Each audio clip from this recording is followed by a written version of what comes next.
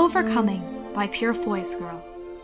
Chapter 31. Hannibal remained disturbed and unhappy on his walk back up to Marsham Heath, his mind occupied with the issue of Francis and the knowledge that so many children had gone missing. He had never imagined he would be bringing Will from one desperate situation to another, and was momentarily flummoxed on how best to proceed. Will would refuse to leave now that renovations were underway, at least at first, and it clearly was not safe in the capital with Mason at large. Galleyfield was an option, but not one he wished to impose on Will so soon, and the other holdings in their hands were much farther away. He was so occupied in his thoughts that the wet nose rubbing against his hand came as a surprise, as did Will asking, "Hannibal, is everything all right?" "No, it isn't actually," Hannibal readily admitted, pausing on the path as Will reached him. He and Winston approached from a side lane where a little group of cottages sat in the distance, picturesque but isolated. Hannibal admired him for a moment, enjoying having his beautiful mate so near and finding that the sight of Will calmed him, even if the strange scent from the smokehouse in the distance made his nose sting. "Forgive me, I didn't hear you come." "You were concentrating very hard," Will remarked, frowning as he saw the worry on his husband's face. "I sent the guard packing when I caught sight of you, before you ask. I am safe enough within shouting distance of such a ferocious beast." His blue eyes flicked to Hannibal's face when he added, "And I had Winston with me as well." Hannibal chuckled and rested his arm behind Will's back with a happy sigh, heart thuddering when Will leaned into him. They stood there for a moment before resuming their journey home in comfortable, close contact, Winston busying about in the bushes along the way. "I have some unsettling news, Will," Hannibal said, deciding to relate the more pressing matter. He could do nothing personally for those children except apply to the capital for help. But Francis was a problem they could sort together, even if there was just as big a chance of Will rising to the Alpha's defense as there was of his being equally worried. "It seems that the two men Magistrate Crawford dispatched to follow Francis at my request have turned up dead." Will's mouth bowed down in troubled contemplation, and he leaned just a bit closer, seeking the comfort of Hannibal's touch. "How were they found?" "Washed up in the river. Throats had been cut." Will said nothing for a long time, their silence broken only by Winston's happy investigation and occasional gruff barks. "You think Francis killed them, don't you?" "Don't you?" Will sighed, weighty and unhappy, but resigned. He nodded, admitting, "I think there is a good chance he might have, Hannibal. If he was doing something we would not approve of and realized people were following him, I have no desire to condemn a man without evidence, nor hold his history of violence against him, but something in me fears to disregard the warnings as they come, and there is little room to find coincidence in their deaths." "If Francis is capable of brutally killing two men, then I cannot decide what worries me more, your sister's safety if we return him to her," Hannibal said, drawing Will around the side of Marsham Heath onto the garden path. "Or what on earth she had him doing he felt he must kill to keep her secret." "You're assuming he didn't lie about being on her orders," Will said, voice subdued and low. The canopy of trees overtook them as they moved around the house and through the small but lovingly tended garden. It was peaceful there, with the bees humming around the vibrant flower beds, with birds and squirrels about their busy business in the tree line. It was a relief to breathe the fresh air and feel the quiet of the country after the bustle of the city, but Will found he could not enjoy it as he wanted, not with so many things weighing on his mind. "It's a sobering situation, and I believe it is one which I must leave in Mina's hands. I will write a letter to her detailing what has happened, and I will send Francis to deliver it. If she feels threatened or uneasy, the staff of Hertford can fetch the constable and have him removed. If she is happy to keep him, I will worry when the answer comes, I suppose."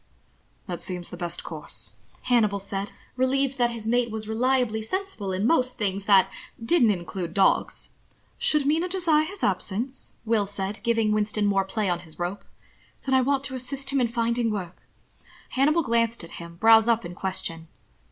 "Francis helped me during a very difficult time in my childhood," Will said, and vague as it was, Hannibal knew precisely what he was talking about. "Had he not done so, there's no telling what might have happened to either of us, or what he might have become." "Humanity is a gift for violence, Will, but it is not a trait everyone nurtures," Hannibal said, taking him down the gravel path towards the modest stable. Francis is who he is. Circumstances aside, no one has ever forced his hand to turn against his fellow man, just as no external force turned your father's hand against you. Will flinched but nodded. I know, it's only that I feel responsible for him. If your sister decides not to keep Francis in her household, I will see to it that he is given a position in the north. His behavior worries me, and his interest in you is troubling, whatever he claims. One of the stable boys caught sight of them arriving, and scurried to get the groom, who came out to meet them on the path, smiling and curious. Can I do something for you, my lords? Yes, you can. As you can see, we acquired a dog in the city. He needs a proper collar and lead, and he definitely needs a wash. I'll get it sorted, my lord, the groom said, gesturing one of the little stable boys to his side. The lads will have him spiffed up and a proper polished gentleman by tea time. Thank you, Will said, offering one of his rare unguarded smiles. He bent to scratch Winston behind the ears and told him, Behave for him, Winston, here. Winston, however, growled as the stranger reached for him, surprising them all. Will tightened his grip on the lead instinctively as Winston jerked his head, frozen in stunned horror when the frayed rope snapped and broke free from the dog's neck. Winston carried through on his momentum and dashed off into the woods without heeding Will's startled, upset cry of his name. Don't worry too much, my lord, the groom said, seeing the visible distress on Will's face as he ran a few steps after Winston, drawing to a stop when the dog's bushy tail vanished into the undergrowth. There's naught in the woods that will hurt him no more. Big predators all been pushed out for lack of prey. He'll wear himself out and come right back here. I certainly hope you're right, Will said, craning to peer into the dense woods even though it was quite hopeless. He isn't used to the countryside. Hannibal lay a reassuring hand on his shoulder, also looking in the direction Winston had gone, but the forest was dense and impenetrable. He'll get hungry and come back, Will, once he tires himself out chasing squirrels. I hate to think I brought him to a strange place only to lose him entirely, Will said, his anxiety almost palpable. He drew the rope between his hands, stricken by the idea that he might have caused the poor animal's unfortunate death. I couldn't stand to think he might meet a bad end because of my being selfish. He won't meet a bad end without that rope tied around his neck, and you certainly aren't selfish. He'll be back, Will. That's right, my lord, the groom said, eager to lay his fears. He plucked the rope from Will's hands and tossed it at the stable boy to get rid of it. Faithful heart always brings you back home, don't it? He just scared a bit, that's all. I'll get things ready and send one of the boys back up with them, so you have done when he comes back, Thank you, that is very kind, Will said, reluctant to leave for fear that Winston might come back and not be able to find him. But, as Hannibal reminded him, a dog's nose was of far more use than a person's. Winston would be able to trail Will wherever he went if he was of a mind to. It had to settle the situation for the moment, and Will had to content himself with hoping that they were all right and Winston would find his way home. The frightened defection of Winston left Will unsettled and in need of an outlet, which writing to Mina did little to satisfy. He kept it simple and direct, explaining the events surrounding Francis's absence and the concern it caused.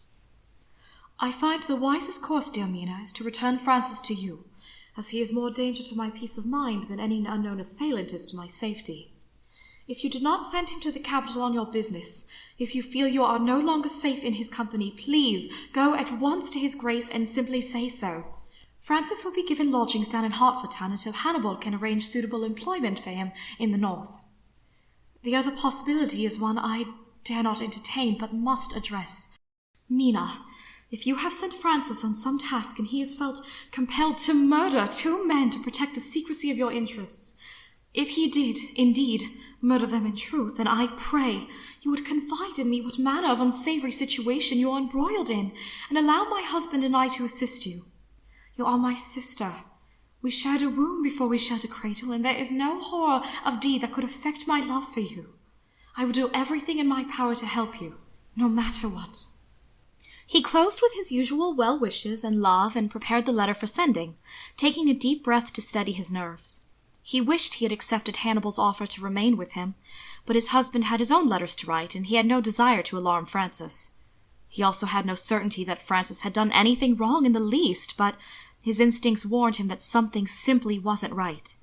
Given the revelation of the connection Francis claimed, Will could not feel easy with him. It was in everyone's best interest to send Francis away. 2 alphas near an unmated omega could only be playing havoc with everyone's senses, and Will knew he was making the right decision. Yet a part of him truly felt for Frances Dollaride. They shared the unhappy reality of a bond forced by violent circumstances, each from a different end, but resulting in the same unfortunate connection. Whatever Francis was guilty of, whatever he did or did not do, Will hoped that separation would grant him a little more peace than being in the presence of something he would never have. Determined, he took his finished letter and went to his door to find Francis in his usual place on the landing, pensive and glowering in his constant state of watchful agitation. "Mr. Dollaride," Will said, retreating to formality. He held the letter out and Francis looked at it as if Will offered him an asp instead. Will took a step forward and Francis reached for it, reluctant, his blue eyes searching Will's face for a clue to his thoughts. "I need you to take this to my sister." "You wish me to leave you?" Francis asked, the word sharp with dismay. The wood smoke scent of his skin crisped to sulphur in an instant, agitation filling the muscular bulk of his body. "I wish you to deliver that letter to my sister's hands personally," Will said, ignoring the flutter of upset in his chest that rose in response. "It is important to me that she receive it in all haste." Francis's hand shook as he stared at the letter. His gaze flicked to Will's face, and he said, "You're unhappy." It had the harsh edge of accusation, of suspicion, and offense that Will would dare demand something of him that induced such a feeling. "I am," Will admitted, knowing well enough it was no use to lie. "It distresses me to cause anyone pain, Francis, and I fear I've caused you pain." "My pain is of no matter, my lord. Your safety—" "My safety is ensured by my husband, Mr. Dollaride, as it should be." Francis subsided. He tucked the letter into his breast pocket, disturbed and uneasy, a glowering blue-eyed dragon with empty talons, bereft of his treasure. "Please pack your valise," Will said, his voice quiet but firm, breathing softly lest the brimstone scent scorch his lungs to crumbling coal. "Anything you leave behind will be packed for you and sent on." Francis smiled, a bitter and small thing that spoke to his deep disquiet. "You mean to be rid of me?" "I mean to release you from your charge, Francis," Will said, using his given name on impulse. "I know how difficult your particular set of circumstances can be. I will spare you what unhappiness I can." "And what of your unhappiness, my lord?" Francis asked, head bowed but shoulders tight with tension. "I have been happy with Hannibal, Francis, and very much so. Can you not sense it?" Francis looked up sharply at him, eyes narrowed. He held Will's gaze for a long, tense moment, finally looking away when Will refused to break contact first. He bowed his head to Will, stiff formality overtaking him, and said, "I will deliver your letter, Lord Clarges." "Thank you, Mr. Dollaride." Will watched him go, fighting the nervousness that gripped him as Francis vanished on his duty, knowing without a doubt that he had not seen the last of Frances Dollaride, and wishing that their parting could have come some other, far more pleasant way. His search for Hannibal in the wake of Francis leaving took Will to Mr. Wells' office, and the Lords Clarges spent the remainder of the afternoon in busy pursuit of progress to distract them from the weight of their worries. They and Mr. Wells met with their new work crew, deciding on where best to run the pipes and trying to finalize when the second crew could begin on the interior, running gas lines and piping for their updates. There was no time or occasion to talk of other things, for which both of them were grateful. It was taxing work in the details, which Hannibal found as diverting as he found his husband's sharp intelligence. Will's mind continuously impressed him. The serious little Omega never forgot a single thing he was told, for good or for ill, and easily relayed from memory what Mr. Wells had to check for in his notes. But it was fascinating and exhausting, and both of them were glad of the distraction after the events of the day. Dinner that evening was a quiet affair in the dreaded dining room after baths to soak off their busy day. They were undisturbed by anyone, and the peaceful quiet allowed the two of them to exchange the other matters that had occurred. The absence of Frances Dollaride, as well as the disturbing information Jack had shared with Hannibal and Mosley. Will took the news of the disappearances with his usual somber calm, only the furrow between his brows speaking of his worry. "Needless to say," Hannibal said, lingering over his after-dinner brandy, "I've packed Berger off with a pile of letters already this evening. What a sorry, ugly mess and all." "And you cannot imagine much of interest ever happens here," Will said, reminding him of his words their first morning at Marsham. "There are 7 girls to date?" "Yes," Hannibal said, knowing very well that Will recalled it, but confirming all the same. I thank my lucky stars you do not share their traits. It is damnably unlucky that we fled one would-be killer, only to find ourselves in the presence of one in practice. You do seem to attract trouble, Will." "I certainly hope you are including yourself in that statement," Will said, tapping the table with his sharp fingernails so that Hannibal grinned, pleased to be scolded. "Oh, I always include myself in anything involving my beautiful mate," Hannibal said, reaching across the table to twine his fingers with Will's. "But it is frightening to think that there is someone here in Mosley who is taking children for God's alone knows what sort of horrors." "I do not like Mr. Hobbs very much, but I am grateful Abigail is with him just now," Will said, turning his hand in Hannibal's, an idle play of fingers as his thoughts grew heavy. "She has the same look as the other girls. She probably was friends with no few of them. As distasteful and rude as he was, Mr. Hobbs seemed deeply dedicated to her." "Alpha males do tend to be somewhat fierce when it comes to their offspring." "She isn't his in the biological sense. Abigail was adopted as a baby. Mrs. Hobbs confided that he is unable to sire children. No Omega would have him, she said. It was a terribly sad story to hear from her." "Sterile. It's no wonder he behaved so strangely toward you, Will, considering you are in your prime and as of yet unbonded." Will flushed at that, but Hannibal put it down to nerves, telling him, "A sterile alpha scent betrays them, even to other alphas. It may be his own sensitivity to scent has strengthened it in search for a compatible mate." "Mrs. Hobbs did ask me if I was bothered by the smell of bread yeasts," Will said, remembering how fragile and nervous she'd seemed. "Perhaps it is as you said. What an awful stress that must put on him. I would avoid Omegas too, were I him." "It is a blessed unhappy situation. Little wonder his behavior caused you concern," Hannibal agreed, leaving a brandy-tinged kiss on Will's fingertips. "What on earth did you say to inspire such confidence from Mrs. Hobbs, having only just met?" "I tried to put her at ease by asking about Abigail, and she told me everything.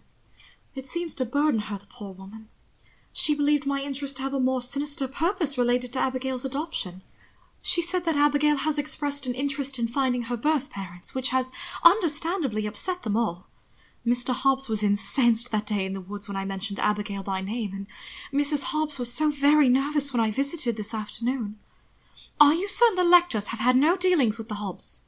"As certain as I am that your eyebrows are very thoughtful right now," Hannibal said, smoothing a fingertip on one of the brows in question, which was drawn down in a frown over Will's eyes. The frown cleared at the touch, but his concern did not. "Bella said they shelter her enormously. Perhaps they simply do not like strangers taking too much interest in a child they have raised as their own." "It seems something more than that. Abigail is searching for where she came from. Perhaps they fear someone will come looking for her instead." "It will all come out in time," Hannibal said, just gazing at him for a long, appreciative moment before he gained his feet and offered to escort Will upstairs. "This has been an entirely uncommon day," Will sighed, not in any hurry to end it all the same. They came to his door, and he leaned against the frame, casting a glance out at the darkness beyond the hallway window. "I do hope Winston is safe." "And I do hope I have not filled your head with haunts for the evening," Hannibal said, leaning there next to him, glittering affection in his amber eyes. 7 missing children who could all be sisters in appearance? No, of course not. How silly to think something such as that should bother me. "If you get frightened, you can always come sleep with me."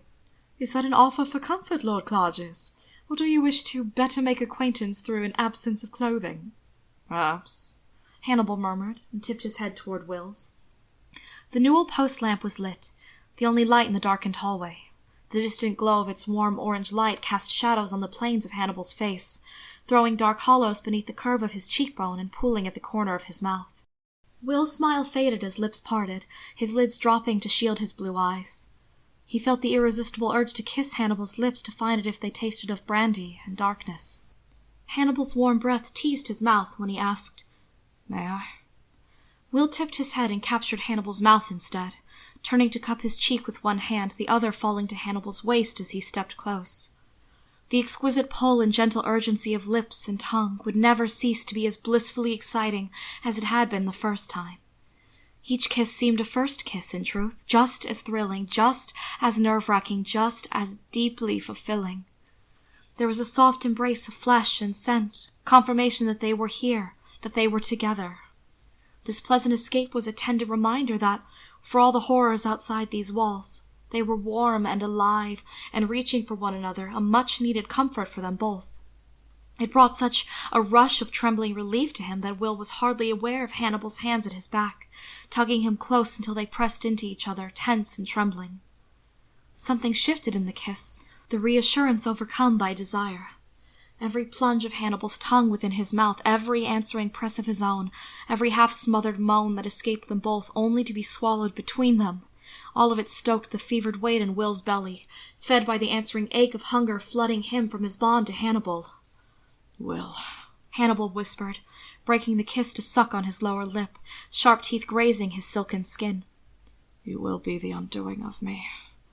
Will bit him in response, a tease of teeth and a flick of his tongue, before he pulled back, breath coming in ragged pants. They rested there, forehead to forehead, and Will stroked his cheek once more before he murmured, "Sweet dreams, Lord Claudius." Hannibal closed his eyes and sighed, but he was smiling, pleased with their little game and Will's determination. He squeezed Will to him, undeniable evidence of his interest apparent in brief, tight contact that made Will's breath catch. But like the gentleman he was, Hannibal released him and stepped back to get the door for him. "Good night, Lord Claudius." Will moved into his suite and closed the door, leaning on it, when he heard Hannibal softly say, "By all the gods, certainly the undoing of me." He bit his lip against a pleased, happy grin. Will drew on the enjoyment and relief of the kiss as he began to undress for bed. He'd only just managed to peel his clothes off down to his shirt and pants when a muted knock came at the door. He could hear Hannibal in his own suite, so he moved cautiously to ask, "Yes, who is it?" "Jimmy," came the reply, and Will opened the door to find his valet there waiting, sheepishly smiled, and said, "I figured I should knock from now on, just in case, but I wanted to tell you that your dog is back." "He is?" Will asked, a flare of relief shooting through him. "He was scratching at the back entrance. He's filthy as can be, so cook fed him some roast and put him in the coal room for the night with a water bucket." "The coal room? Was that really necessary?" "He's been rolling in God's knows what, and all you can see of him are his eyes," Jimmy whispered, chuckling. "He gave cook quite a start, but he's right as rain, and he'll be very glad to be out of the woods, poor city boy. I'll have the groom give him a scrub come morning and bring him to you." "Thank you, Jimmy. It's quite a relief to know he's come back and he's not hurt," Will said, whispering, so as not to disturb Hannibal. "Do you need some help?" Jimmy offered, spying Will's state of undress. There was a twinkle in his blue eyes when he added, "Or is his lordship helping you?" "Go to bed, Jimmy," Will scolded, closing the door with a soft laugh. He moved back to the dressing room to finish undressing and get himself to bed, but he couldn't bear the thought of Winston spending the night in the coal room, even if it was probably the nicest room he'd ever found himself in to now. Resolved, Will waited until his husband's suite fell silent, and then took up his lamp. Dressed only in his nightshirt and robe, he sneaked back downstairs, barefoot in the dark, the contours of Marsham Heath rearranging into sinister shadows by lamplight, stark and unfamiliar. The coal room was just off the kitchen, separated by a short passage to keep the dust down. Will eased open the door, and Winston lifted his head up from his paws, eyes bright and alert, and tail thumping up a cloud of dust. "You have to be quiet," Will whispered, pressing his fingers to his lips. "Winston, come." The dog obeyed, more at the firm hand gesture than at the unfamiliar name. He kept close as Will fired the boiler again, feeding it coal enough to warm the tank up before it would burn out. The dog didn't so much as sniff sideways at anything, cowed by the strange sights and smells of the indoors. He followed Will back upstairs and into the washroom, only whining a little when Will closed the door. "It's okay," Will whispered to him, setting the lamp in its ornate grip. "Let's get you cleaned up, and then we'll both of us have a nice sleep." He pushed the pump handle, wincing at the shriek it gave that seemed loud as a siren in the silence, the splatter of heated water like thunder in the aged porcelain tub. Winston flattened his ears and retreated to the corner, leaving a little pattering of doggy footprints across the floor. Will filled the tub only a little and paused, waiting and alert, finally satisfied he had not disturbed his husband. He stripped off his robe and hung it safely out of danger, before rolling up his sleeves on his nightshirt. "Now, don't fuss," he whispered, and hefted Winston into the tub. Winston whined, uneasy with the whole matter, but trusting the man who soothed him. He held perfectly still as Will sluiced water over him, the runoff gritty and muddy with filth almost immediately. "Good boy," Will whispered, rubbing thick ears and muzzle as he worked. "You are a handsome fellow, aren't you? and you'll look much more handsome once you're cleaned up a bit." The dog tried to wag his sodden tail, but only succeeded in sloshing water onto Will, who quickly pushed his haunches down and got to work with the soap. It was relaxing work, mindless, allowing his thoughts to revisit the last few days in exquisite detail. Thoughts of his close call with Mason bothered him, and were quickly shunted aside in favor of their night at the masquerade. He smiled as the night replayed itself at his whim, swaying gently to an imaginary waltz while he knelt next to the tub. He didn't realize he wasn't alone, didn't realize he was humming softly beneath his breath until his husband's earthy alpha scent teased him to awareness, solidifying from sense memory to present. "Well, well," Hannibal purred, amused by the picture his little mate made. "What have we here?" Startled, Will froze in the act of rinsing Winston's final soaping and said, "This is precisely what it looks like." Hannibal's brow quirked up at that. He angled a look at Will's body, the pearly pink hue of his skin visible beneath the damp nightshirt, one long thigh visibly outlined where water had turned the cloth transparent over the curve of muscle. He looked like a little naiad kneeling there next to the tub in just his nightshirt and underclothes, water dripping from one curl and running down his kissed-bruised throat, a siren whose promise was balm and delight, worth any shipwreck to reach him. "Yes, I see," he said, appreciating Will's beauty as a feast in itself. "That isn't all I see, however." "Are you ogling me?" Will asked, torn between offense and amusement. A set down died on his lips when he realized his husband had come investigating in nothing more than the loose linen pants he preferred to sleep in, very similar to the ones Will himself usually wore. His broad shoulders and wide chest were bared, as was the furring of silvering hair that trailed down over the slight dome of his belly to vanish in the waist of his pants. "I think I should ask that question," Hannibal pointedly said, and Will smiled. "As a matter of fact," he said, wrinkling his snub nose in a grin, "I am. I have very few occasions to ogle you, after all." "I'm always happy to accommodate an ogling from you, Will," Hannibal said, moving closer to the tub to inspect Winston. "Well, you're very nearly finished. Yeah, pull the drain and I'll fill up from the pump. The boiler must be fairly tapped by now, "Thank you," Will said, genuinely touched as his husband joined him, cleaning Winston up and toweling him as dry as thick brindled coat would allow for. He behaved himself, only starting to fuss once Hannibal lifted him out of the tub in a towel, though Will easily calmed him with a soft but firm cluck of his tongue. "You have a way with dogs, Will," Hannibal observed, smiling slightly as he settled Winston's wet paws on the slick tile. "Or perhaps you're simply attracted to things which need your help." "Do you need my help, Hannibal?" Will asked, roughing Winston's jowls with both hands, though his blue eyes were on his husband. "Are you attracted to me?"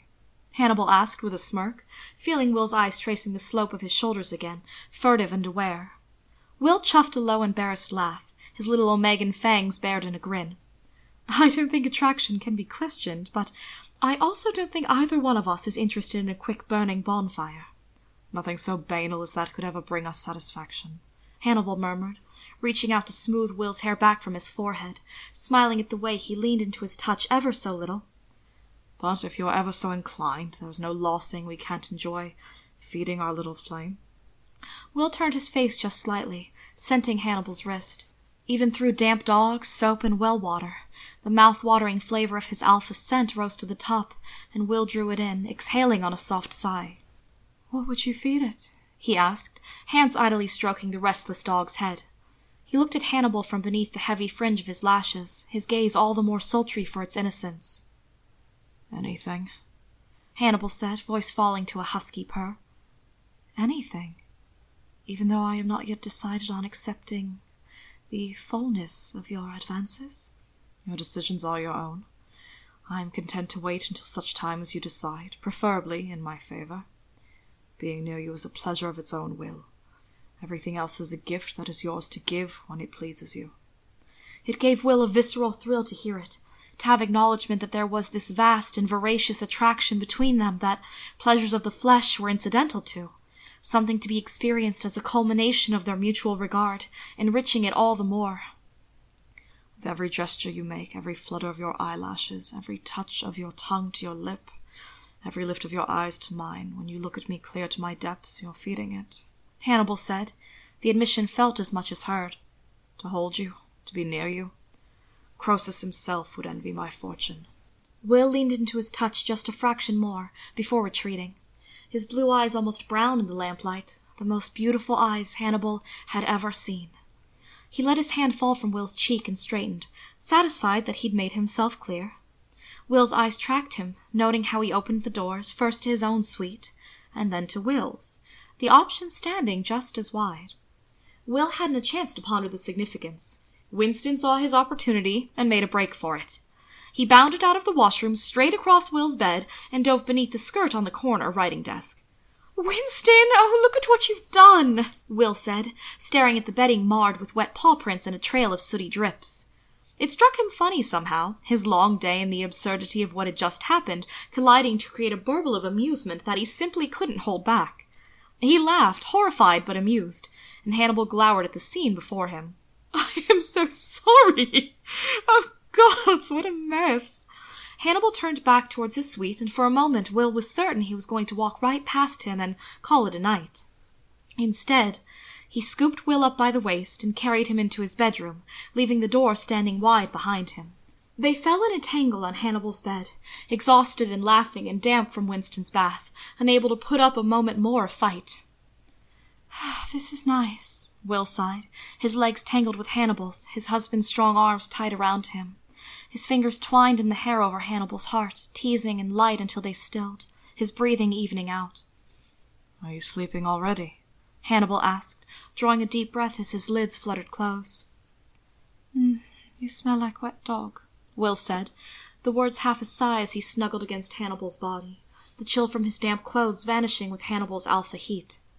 "Should I tell you what you smell like?" Hannibal asked, chuckling when Will nodded and stifled a yawn.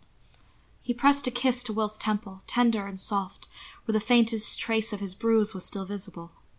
With gentle affection he murmured, "You smell like home." Will smiled, tipping his face to Hannibal's, letting his lips brush his husband's when he asked, "And what does home smell like?" His fingers shifted again, fingernails lightly scratching Hannibal's chest, an affectionate caress for a sleek, furry cat. Hannibal certainly purred as if he was one, a pleasant rumble that vibrated through Will's body and down his spine to coil in the pit of his stomach. "Home smells like sunshine," Hannibal whispered, stroking Will's long back in a soothing sweep. "It smells like the heat of your skin when you blush." His amber eyes opened, barely able to make out Will's features in the faint light from the washroom lamp, until his sight adjusted. "It smells like fine wine, the mint of your lips in the morning," he breathed, a pleasant shiver coursing through him when Will's mouth pressed to the pulse in his throat, his heart picking up its pace in response. "Home smells like fevered sweetness and rich cream, the faintest trace of salt." Those fingers drifted over the curve of his chest, brushing the delicate skin of one nipple so lightly it seemed by accident. "Sometimes," Hannibal said, his breathing unsteady as Will's sensitive fingertips traced the tight nub with gentle intensity, "it smells like wet dog." Will chuckled, rolling to hitch his damp, shapely thigh up over Hannibal's lean hip. "I expect," he whispered, trading fingertips for his thumb, teasing Hannibal's responsive flesh until his nipples stood tight and hard. "That wet dog will be rather more present from now on." Hannibal moaned softly, his hand daring to seek out the curve of Will's bottom, which was every bit as perfect as previously hinted at. He splayed his fingers over the warm, taut muscle, giving him an appreciative squeeze. "Only if you let me join you when you dole out baths. I wouldn't want to miss the chance to ogle you." Will's low laugh was almost inaudible, fading away to soft silence and desire. He flattened his hand over Hannibal's chest, feeling the hard kernel of flesh press up against his palm, and stroked him again before stretching slightly, reveling in the heat of Hannibal against him, in his musky scent and strength, and the comfort he felt just being so close to him. Hannibal stretched with him, sweeping his hand up Will's round bottom to the curve of his lower back, Will's naked skin warm and inviting beneath the hiked, bunched lip of the nightshirt. Will tensed as Hannibal touched his scars, then subsided, relaxing against him as Hannibal's large palm swept up his skin and down again, in long, soothing strokes. Pressed belly to belly, it was difficult to mistake the heat that grew between them, all the stronger for being unintended. Their eyes met just for a heartbeat in the gloom before their lips did, bodies drawing together with a slow but insistent desire. Will's hand curled against the base of Hannibal's skull without him meaning to, every inch of him reaching for his husband in the darkness. The play of his tongue was intoxicating, a soft and gentle encouragement to be kissed in return. Will tilted his head, and his hips arched, his sex stirring in response, rasping pleasantly against Hannibal's warm belly. The hand pressed to the base of his spine burned like a brand, spurring Will to press closer. When Hannibal's palm dropped once more to cup one firm, pert cheek on his backside, Will arched in time with his urging, hips pulsing to press his fattening sex against Hannibal's belly. Hannibal broke the kiss, trailing his mouth over Will's cheek to nip his earlobe, dropping his lips to Will's throat and covering it with sucking kisses. Will wriggled against him, breathing fast with excitement. He tasted of eager anticipation with a hint of nerves, though the sweet, hot flavor of his desire drowned everything out. Will, Hannibal breathed, squeezing his bottom so round and firm in his palm, like a ripe peach begging for a bite. The heat of Will's skin through the texture of his nightshirt and the flimsy excuse of his underclothes brought Hannibal to trembling attention, awed that anyone as perfectly delightful as his mate could exist. His fingers moved of their own will, curling, tracing the cleft of Will's buttocks to brush between them in cautious exploration, curious and seeking. Hannibal knew the anatomy of an omega, as any qualified doctor should, but learning the contours of his mate's toned young body through the thin material of his underpants was a revelation of swelling arousal. His fingers drifted down to the tight ring of Will's bottom, garnering a stifled, indignant noise that he hushed with deeper kisses. The small stretch of skin between that little pucker and what he sought was smooth, firm, giving way to his entrance, slick, hot, and taut. Will, he moaned, his mate arching against him as the touch brushed his full sack, awakening an insistent pulse through the hard heat against him. He sucked on Will's throat to distract himself, his response to his husband so strong he feared he might embarrass them both. Will swept his hand down Hannibal's nape and powerful shoulder, over his hard chest and under his arm to his side. The fingers tracing his slit were startling and exciting, the light sensation of Hannibal's sensitive fingertips feeling him through his clothing, an aching pleasure that teased as much as it satisfied. The sharp teeth that raked lightly over his neck brought a wash of goosebumps to his skin, and desire burned in his belly like a live coal. Desire to know and be known, to feel sensation paired to emotion, to touch Hannibal and be touched in return. Hannibal found his mouth once more in the darkness, and kissed him, a muffled groan escaping him when Will rocked his hips up in a little movement to wriggle closer, the friction an utterly delightful torment. I don't know what to do, Will whispered, his words broken by his ragged breath, hesitance born of chronic self-doubt rearing its ugly head to drown him in uncertainty. Do whatever you'd like to do, Hannibal murmured, brushing the curved lips over Will's in a brief, breathless kiss. Except beat me with a trout. Will's delighted laughter was swallowed in another deep, searching kiss, and he clung to Hannibal like a lifeline, feeling safe and secure against his broad chest, his uncertainty rapidly wilting in the face of Hannibal's encouragement. It was thrilling and terrifying to have unfettered access to his husband's powerful, beautiful body. Will couldn't resist his impulses, couldn't deny the deep excitement he felt with every soft moan he earned, every approving kiss, every whispered praise for touches that grew bolder and more inquisitive with each thumping heartbeat.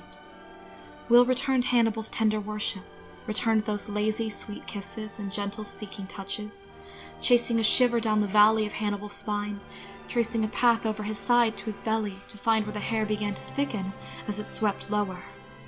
He touched the crease of his groin, the shape of it with his fingers, gasping when the strutted thrust of Hannibal's sex surged against him, awakening an answering throb that echoed inside of him.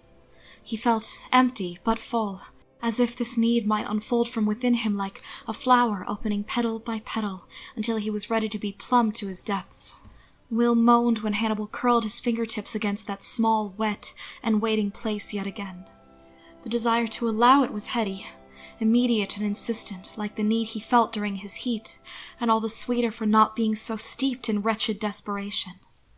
Will's breath caught on a gasp when Hannibal's hand slid away from his tight and untried entrance, drifting back to brush the clenched pucker of his bottom, before gliding up and over his side.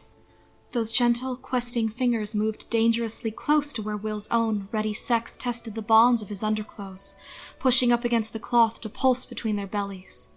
He wanted it so much, and feared it so much, that touch which might break him for good and all, because surely, surely such sweet pleasure had a price? But Hannibal didn't touch him, not then, not yet. He drew back a fraction, a shadow in the darkness with a halo of golden light. "May I?" he asked, his fingers toying with the hem of Will's damp nightshirt. Will nodded, his voice unsteady, when he said, "Yes." Propped on his elbow, warm and looming in the darkness, Hannibal teased the fine material open bit by bit, revealing Will's lean, hairless belly as if unwrapping a treasure not meant for mortal eyes.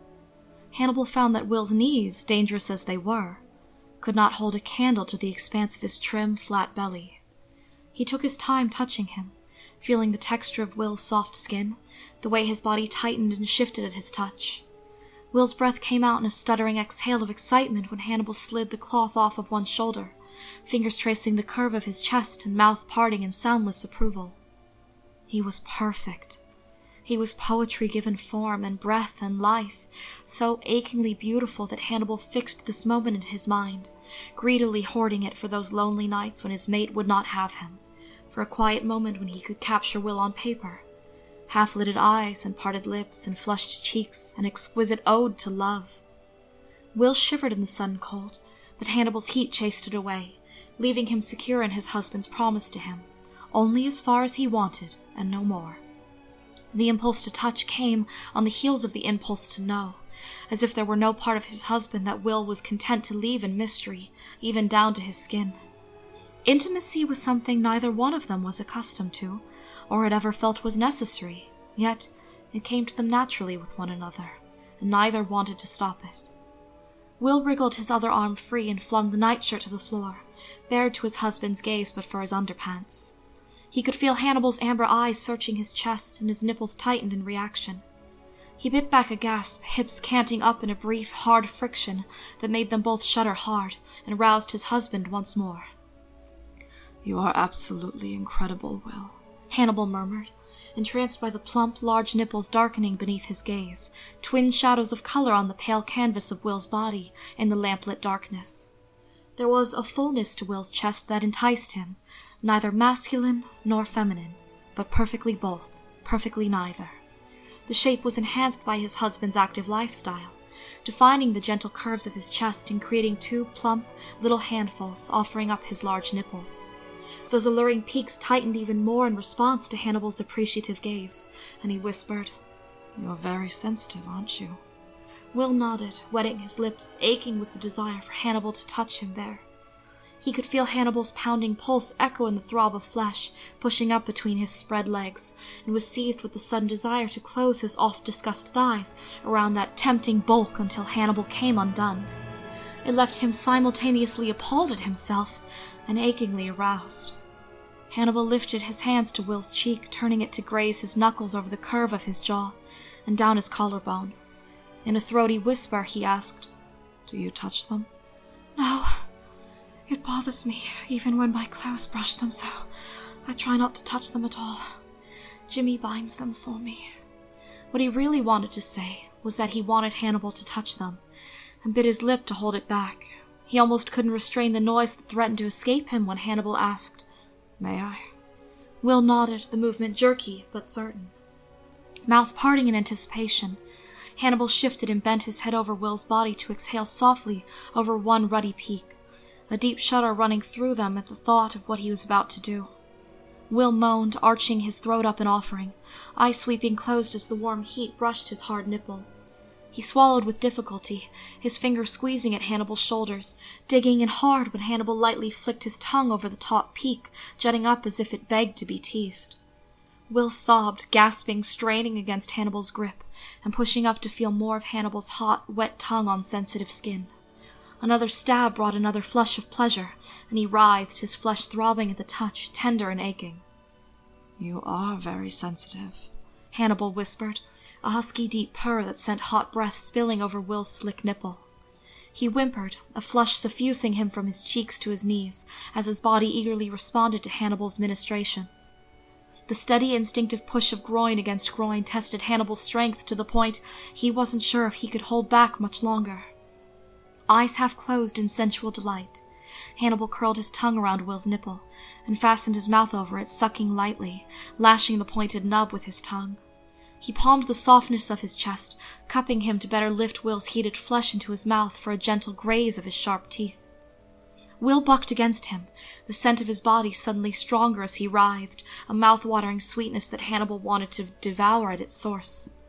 Even the thought of it made a surge run through his heavy sex, and he suckled harder, Will's strong hands clenching as he arched against Hannibal's mouth, pulling on him to force their bodies closer. Hannibal growled under his breath and shifted them both just enough to trail his mouth to Will's other plump little breast, freeing his hand to touch the other wide nipple, wet, slick, and hard. He gently rolled it between thumb and forefinger, moaning at the way Will keened his pleasure aloud, and how his thick scent rose heavy into the air to pluck his instincts like tightly wound strings. It sated him to hear Will cry out like that, and drove him to do more, filling him with the alpha desire to make Will scream so loudly everyone would know he was being drowned in pleasure, so there was no doubt in any mind that he was thoroughly and completely cherished from his curls to adorable little toes. Will sobbed when his other nipple was suckled, the pressure of lips and tongue driving him into a frenzy of need. Eyes hazy with desire, his hips rocked with want, rubbing his hard sex against Hannibal's while he tongued and teased his nipple. "Hannibal," he moaned, a deep and languorous sensation uncoiling through him and filling him with sensual delight. Hannibal suckled him harder, a painful pleasure that stole coherent thoughts and brought him to the trembling cusp of release. "Ah, oh gods, Hannibal!"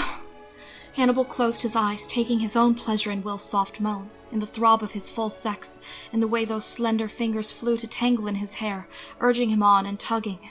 He had never in his life experienced such heady need, never dreamed that intimacy such as this could exist, that he could exchange his life of stoic removal for this insatiable hunger unique to Will. Will's moans hit a pleading, fevered pitch that matched the tightening of his trim body. Hannibal responded by instinct to his mate's aroused cry, and lifted his head to kiss Will's mouth, tender but ravenous, knowing he hadn't permission to ease the ache they'd caused in one another. "Tell me to stop," he breathed, and meant it, both of them knowing that was all it would ever take. One word, simple and short. But it wasn't the word Will spoke to him. "No, don't stop." He tipped his head to nuzzle into the scent of Hannibal's mussed hair, moaning softly when Hannibal's mouth locked over him again. The draw on his nipple sharpened, an almost pain that sent his hand flying to Hannibal's nape to hold him there, urging him on. He threw back his head as his wide eyes stared blankly at the ceiling, the whole of him lost in a place where pleasure didn't have a price. It just came freely for those who would dare to take it. Hannibal gave him a final suck, and pushed his mouth into the crook of Will's neck, searching out the marks he'd left on him, and covering them in kisses before moving on to the graceful sweep of his shoulders, the tempting jut of his collarbone, the bunched muscle of his bicep, every inch he could reach, from the curve of his hip to the fluttering planes of his belly. All of it was precious, all of it was divine, and he was driven to pay homage to him. And all the while Will rocked against him, the sweet arch of his body a begging all its own, maddeningly tempting and distracting. "What you do to me," Hannibal breathed, teeth closing briefly around the skin of Will's throat, a slight concession to the instinct that begged him to bite down, to sink fangs and body deep and claim him for good and all. But it would never be so simple between them, nor so base, and the complexity of it was a challenge they both delighted in. Emboldened by Hannibal's soft praise and his own desire, wanting to share instead of simply take, Will reached down between the press of their bodies and skated his searching fingers over the firm, hot bulk of Hannibal's sex. Hannibal twitched and Will snatched his hand back, gasping, "I'm sorry." The rest of his apology was stifled by the sudden plunge of Hannibal's tongue in his mouth, lips sealing over his in a hungry kiss. His husband's fingers moved to grasp his hand and settle his palm lower, more firmly over that bulge that gave a responsive throb against his palm. Will moaned into the kiss, caressing him, mapping the swollen flesh with his hand, his imagination filling in details that the future might provide him in truth. Hannibal groaned, pushing against Will, pressing his hand over his again to urge more pressure. Will's strong fingers shaped him through his thin pants and wrapped around the base of his sex, giving him a firm squeeze that stole Hannibal's breath and wrung another moan out of him. Those questing fingers found the loose skin of his knot and explored it, dropping lower to drift over the fat bulge of his sack. Hannibal shifted slightly, turning to give Will more room, rewarded by a careful but curious cupping rub that made his belly tighten and his hips arch. Will marveled at the weight and bulk of him, an alpha's physique made for breeding, a remnant physicality from the days when alphas spread their seed far and wide and as fast as they could, as often as they could. Unwilling to lose even a second of this moment with his beautiful husband, Hannibal distracted himself from the inquisitive, exquisitely determined hand on his body by stroking his little mate's trim, sturdy body from the curve of his hip to the curve of his jaw. He cupped the slight fullness of his chest as he laved him with tender kisses, and teased Will's pert nipple with cautious force, pleased by the way Will moaned and arched into his touch, his hand squeezing in reflex that wrung a throaty groan from Hannibal's mouth.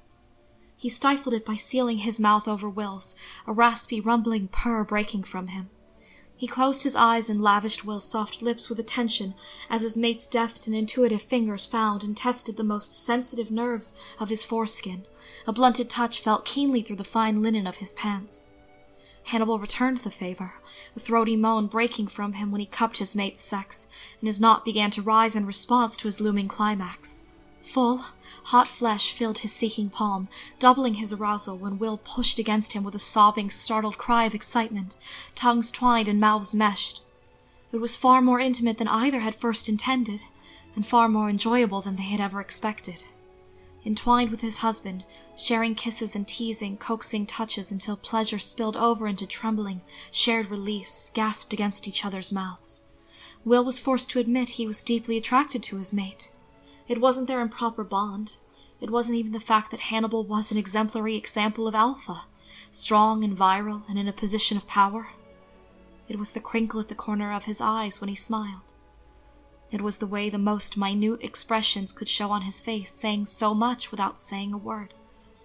It was his laughter, sometimes throaty and abandoned, sometimes merely a deep chuckle.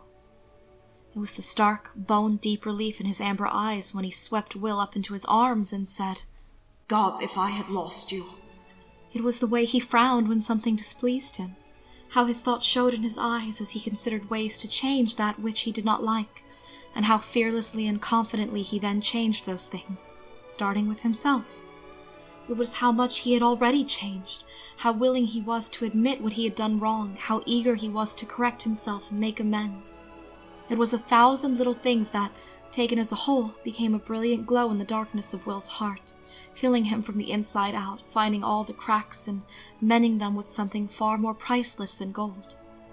Pleasantly exhausted, thoroughly satiated, the air saturated with their mingling scents and spent sex, Will Lecter Graham's heart made its decision, even if his head didn't know it yet.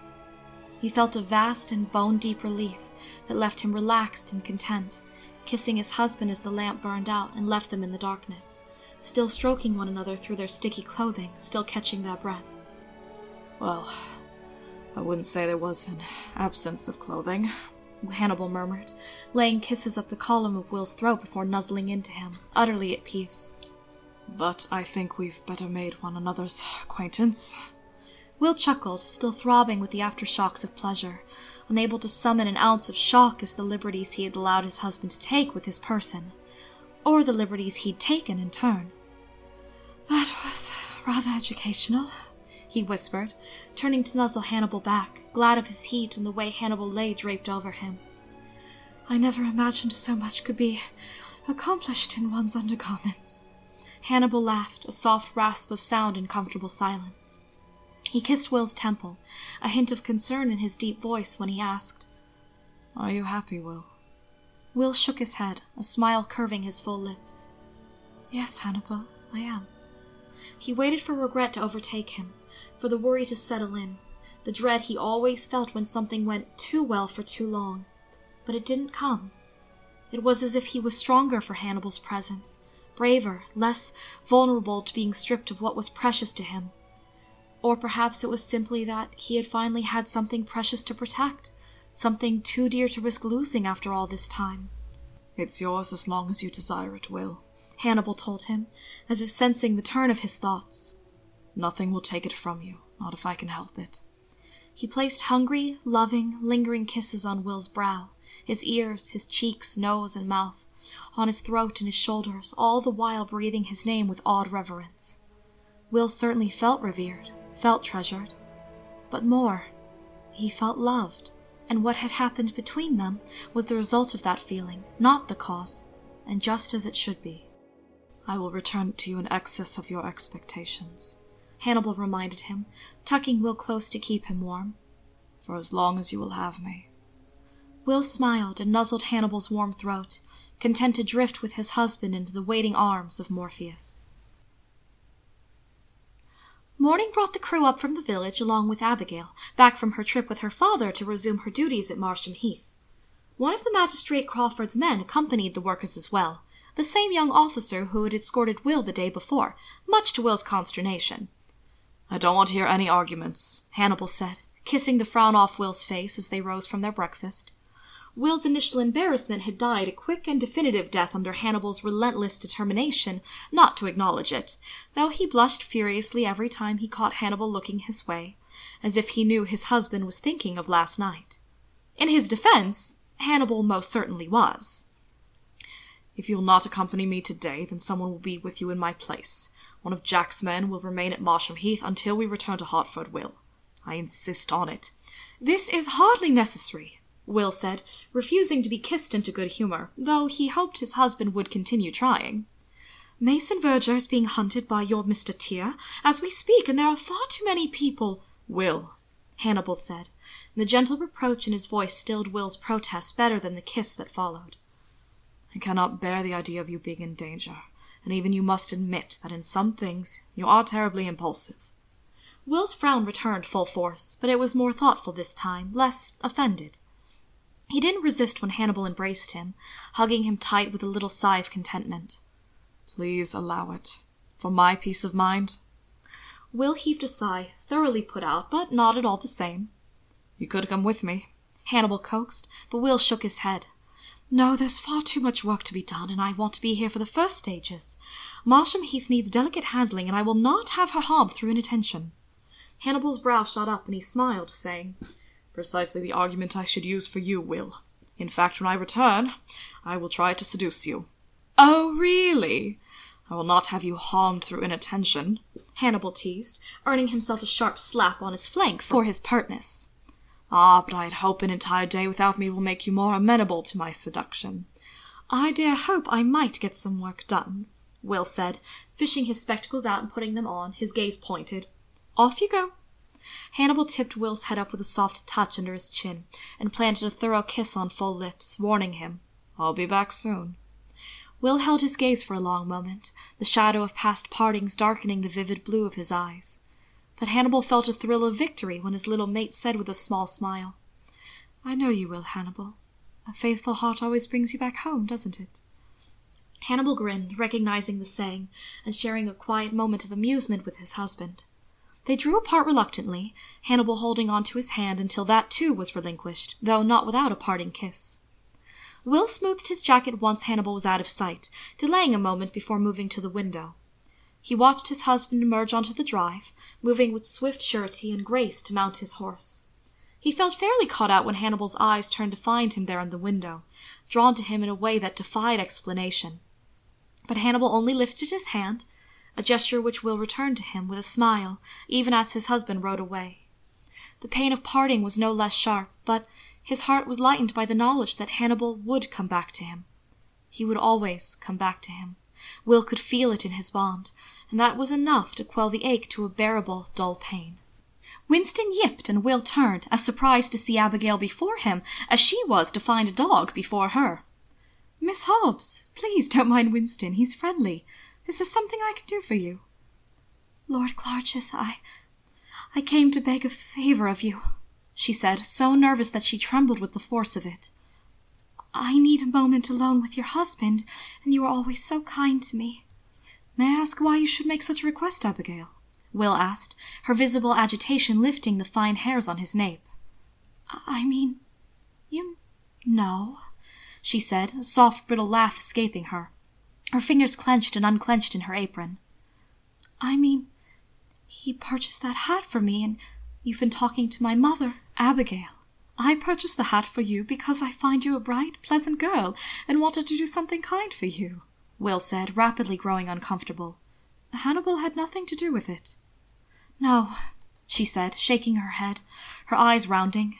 Panic thread its way through her voice when she said with more force, "No, you're lying. I knew you would be jealous." "Jealous, Abigail?" Will said. The tone of his voice brought Winston to his feet, suddenly alert. "Abigail, please. What are you talking about?"